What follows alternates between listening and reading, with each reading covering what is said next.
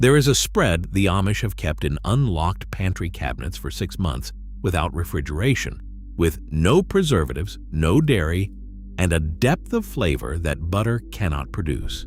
It is made from nothing but apples, cider, and spices. 5 pounds of fresh fruit go in. 1 pound of concentrated spread comes out, and that reduction ratio is exactly why it keeps and exactly why it tastes the way it does.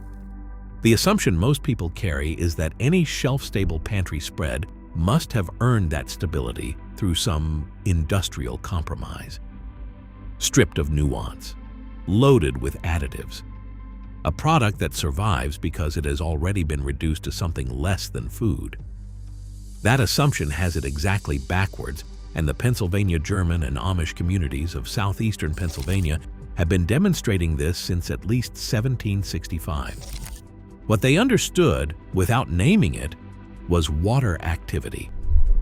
What they built around that understanding is still sitting in jars on farmhouse shelves in Lancaster County and Holmes County and Geauga County right now, and it tastes like nothing you can buy in a grocery store.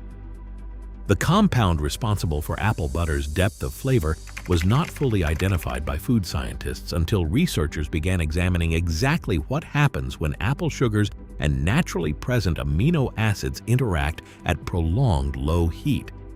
That research will matter later in this script. For now, understand that the Amish were producing the result correctly for more than 2 centuries before anyone explained the mechanism. We will come back to that. In Germany, it was called Apfelkraut. In the Netherlands, Appelstroop. The preservation technique traveled with German-speaking settlers from the Rhineland, from Switzerland, from Alsace, arriving in the New World in the late 17th century and finding in southeastern Pennsylvania something the settlers already understood: rich farmland, cold winters, and an abundance of apples that would not survive the season without transformation. By the time the Farmer's Cabinet, a Pennsylvania agricultural journal, recorded the production method in its October 1838 issue, the proportions were already settled: 3 bushels of apples to 2 barrels of fresh sweet cider. The cider was boiled in a copper kettle over an open wood fire until reduced by half. Then the quartered apples were added gradually and cooked until the mixture thickened to what the journal described as the consistency of hasty pudding. The resulting product was ladled into stone crocks and stored. No refrigeration, no sealing wax. The cook knew when it was ready not by a thermometer but by texture. A small amount placed on a cold pewter plate should leave no ring of liquid around its edge. That test, simple as it sounds, was a measurement of water activity. It just did not have that name yet. The community event organized around this production was called the Lottwarrick Paerti in Pennsylvania Dutch dialect, and it was not a quaint gathering. It was a logistical operation.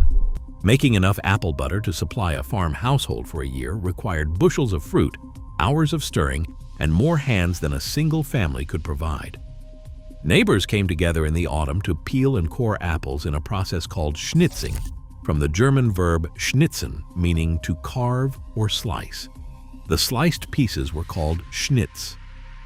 Alfred L. Shoemaker, a Pennsylvania folklorist who compiled a detailed study of apple butter culture around 1961, documented the copper kettle, the wooden rearer stirring paddle, the storage crocks, the folk medicine uses, and the full cultural framework as a coherent, integrated system rather than a scattered collection of recipes. The Pennsylvania Germans were noted, even among their contemporaries, for producing what outside observers called the most palatable article of its kind in the country. That assessment appears in period writing from observers who had tasted apple butter from New England and from Shaker communities and found those versions thinner, simpler, and inferior. The Pennsylvania German version was different in kind, not just degree. It is before daylight on an October morning somewhere in Lancaster County, 1838. Outside, a copper kettle the size of a barrel already sits over a wood fire, and in the cold air the cider inside it is reducing, sending up a steam that smells first of apples and then of something darker, sweeter, with a caramel edge that has no common English word to describe it. Inside the farmhouse, hands move by firelight, paring knives against skin, schnitz falling into a wooden tub. The quiet rhythm of women working before the household wakes, voices low, the conversation unhurried. What they are building will be ready by nightfall and will still be good when the snow is 3 feet deep and the orchard is a silhouette against a white sky. They do not know the phrase water activity. They know exactly what they are doing. John W. Bauman of Sassaman'sville, Pennsylvania, purchased a cider press in 1892 for $432. He had been a carriage maker. He began producing apple butter using his wife's recipe, which had been handed down from her Schwenkfelder ancestors. The Bauman family is still producing apple butter from that same operation, now in its 3rd generation, still using the same ratio, 5 pounds of fresh apples per pound of finished butter. That ratio is the science. The science begins with a concept that professional food safety researchers use and home cooks almost never hear. Water activity is not the same as water content. Water content is how much water is in a food. Water activity is how much of that water is free, meaning available for microbial use, meaning available to grow the organisms that cause spoilage and illness. A food can be technically wet and microbiologically stable if its available water has been bound by sugar or acid or heat-driven concentration. UC Master Food Preserver Program and Purdue Extension. Food science documentation both identify the critical threshold. A shelf-stable product that does not require refrigeration must achieve a water activity at or below 0.85. Most disease-causing bacteria cannot grow when water activity drops from 0.93 to 0.94. Standard jams and jellies, concentrated to at least 65% soluble solids, push water activity to roughly 0.80 to 0.82. Apple butter, made by the traditional Pennsylvania German method with no added water, achieves a similar or lower water activity through a longer, more aggressive reduction. Some historical recipes call for boiling the final product down to 1/7 of the original volume. The Amish were not cooking apple butter for 8 to 10 hours because they had nothing else to do. They were driving water activity below the threshold by the only means available: time and fire. Here is the part that changes how apple butter tastes and why it tastes of butter without containing any.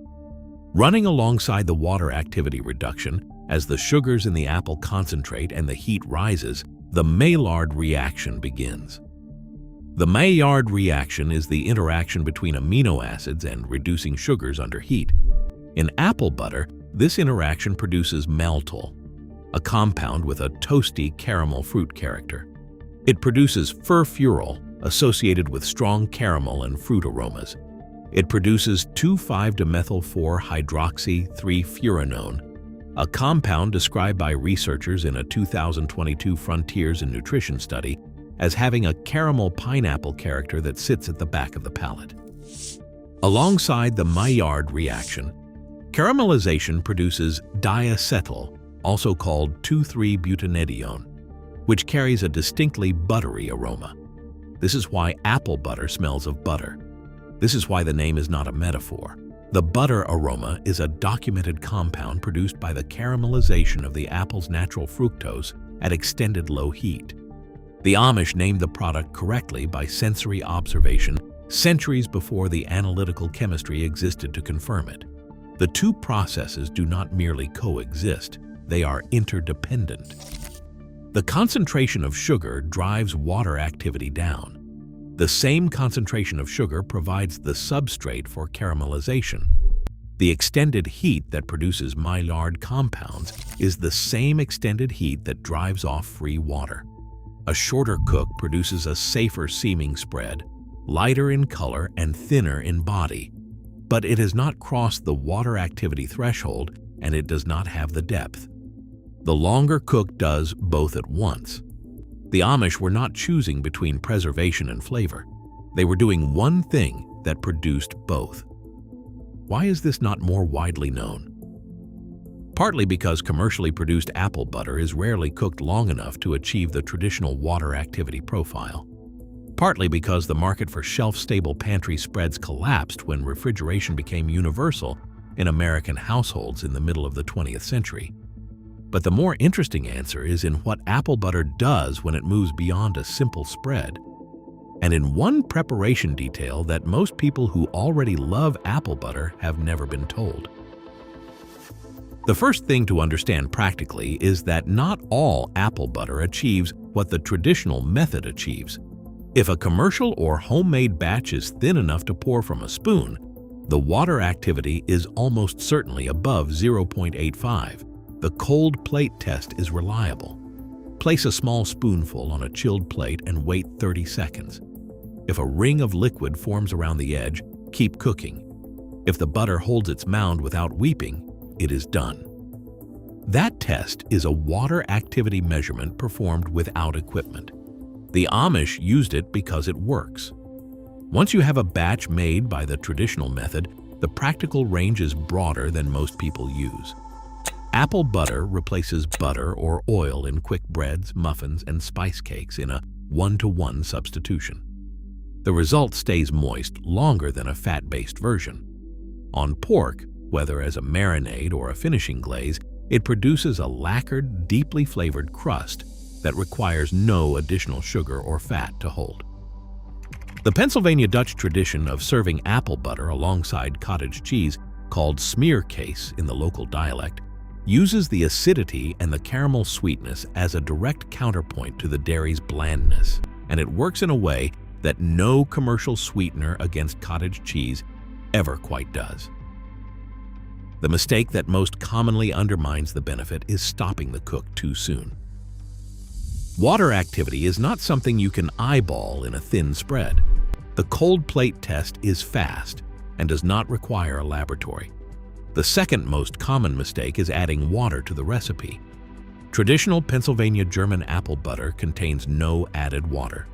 The cider carries the moisture for the initial cook. The apples carry the rest. Adding water raises water activity and extends the required cook time without improving flavor. It is the modern shortcut that undoes the point. Here is the thing even most apple butter enthusiasts have never been told. The cinnamon clove allspice spice profile, almost universally associated with apple butter today, is a 19th century simplification. The older Pennsylvania German recipes included sassafras. Baumann's of Sassamondsville, the family operation founded in 1892, still produces a sassafras spiced version. Sassafras bark, used as a flavoring in the boil, contributes a compound profile that is not simply spicy or sweet. It is root-like, slightly anise-adjacent, with a persistence on the palate that straight cinnamon does not have. It extends the finish of the apple butter in the same way that a long reduction extends its shelf stability, pulling something out of the fruit that the simplified spice profile covers rather than reveals. The second detail is simpler and more immediately useful. Several historical Pennsylvania German recipes documented in period sources and still in use add a small amount of apple cider vinegar during the final cook. The addition is not for flavor, though it contributes some brightness. It is a dual mechanism preservation move. Apple butter made by the traditional long reduction already achieves water activity below 0.85. The addition of acid in the form of apple cider vinegar drops the pH below 4.6, which is the second independent threshold for shelf stability, identified by Food Safety Extension documentation. Below 4.6 pH, the growth of harmful bacteria, including Clostridium botulinum, is inhibited even if water activity rises slightly. The Amish and Pennsylvania German cooks running this version were operating a two-factor preservation system simultaneously, water activity and pH, both below their critical thresholds, neither relying on the other. No modern commercial apple butter achieves both. Most achieve neither without refrigeration. Apple butter was not a substitute for butter. It was a technology for turning a seasonal crop into a year-round preserved food that tastes of the process itself. Here is how to make the traditional version at home. You need 5 pounds of mixed apples, a combination of tart and sweet varieties if you can manage it. Newton Pippins or Roxbury Russets alongside a sweeter variety like Honeycrisp are as close as you will get to what the Lancaster County orchard supplied. You need 1 quart of sweet apple cider, unpasteurized if you can find it from a farm stand, though pasteurized works. 1 cup of packed brown sugar, 1 tablespoon of ground cinnamon, half a teaspoon of ground cloves, 1/4 teaspoon of ground allspice, 2 tablespoons of raw apple cider vinegar, added at the end. Pour the cider into a heavy-bottomed pot and bring it to a gentle boil over medium heat. Let it reduce for 30 minutes until it has thickened slightly and deepened in color. While it reduces, peel, core, and quarter the apples. The Amish would have called this schnitzing. Add the apples to the reduced cider in stages, not all at once, letting each addition soften before adding the next. Stir the pot often. The mixture will look nothing like apple butter for the first several hours. That is correct. Reduce the heat to low and cook uncovered, stirring every 20 to 30 minutes for 8 to 10 hours. The color will move through gold and amber and settle into a deep reddish brown that is nearly the color of dark chocolate. An hour before you expect it to be done, stir in the sugar, cinnamon, cloves, and allspice. In the final 15 minutes, add the apple cider vinegar and stir it through. Test for doneness on a cold plate. When the butter holds its shape without a ring of liquid forming around it, it is ready. Ladle into sterilized jars and seal with a water bath for 10 to 15 minutes, or cool completely and refrigerate for up to 3 weeks. When you lift the lid of a cooled jar 3 weeks later, what rises is not the smell of cooked apples. It is something darker and warmer than that, with a thin edge of smoke from the sugars that did not survive the fire. And underneath it all, faintly, the orchard itself. The assumption at the beginning of this script was that preservation and flavor are a trade-off. That anything sitting in an unlocked cabinet for 6 months must have paid for that stability with its character. What the Pennsylvania German and Amish tradition demonstrates, and what the chemistry of water activity and the Maillard reaction confirms, is that the assumption has it exactly backwards. The depth of flavor in apple butter is not despite the long cook. It is because of the long cook. The shelf life is not despite the concentrated sugars. It is because of them. The same process that preserves the spread builds its taste. There is no compromise. There never was. The hands in the dark before daylight, the copper kettle outside over the fire, the cider already reducing in the cold October air. She rose while it was yet night and provided food for her household. She was not doing something simple. She was driving water activity below its critical threshold, running a Maillard reaction she had no name for, and building a preservation system that food science would not fully explain for another century and a half. She got the cold plate test right every time. Make a batch. Use the full cook time. Test it with a cold plate. Put 1 jar in a cabinet and do not open it for 6 weeks. When you do, taste it before you taste anything else that morning. What you are tasting is 5 pounds of October reduced to 1 pound of water activity, correctly done. The same way it has always been done.